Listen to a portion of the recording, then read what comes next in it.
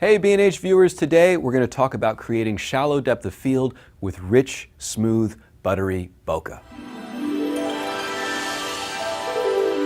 Bokeh. It's the aesthetic quality of the blur or out of focus areas produced by a lens.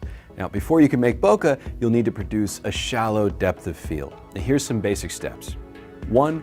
Put some distance between the subject and the background.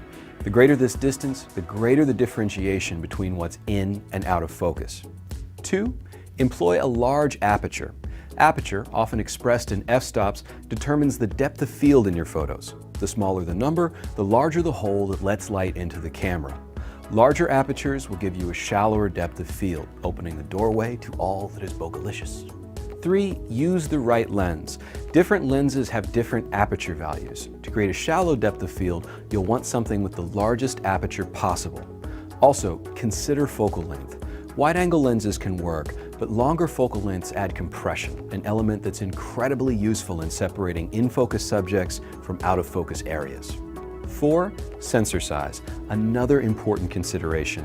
While shallow depth of field is possible with any size sensor, the available lenses, working distance from subjects, and overall rendering are significantly affected by sensor size.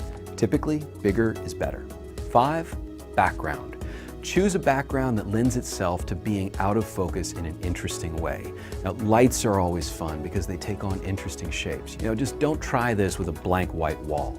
6. Don't forget your foreground. Shoot through a door frame, compose with flowers in the foreground. Remember, shallow depth of field isn't limited to showing off out of focus areas in the background. 7. Use less distance between yourself and the subject. By moving closer, you'll accentuate the details of your subject and add more nuance to the foreground and background.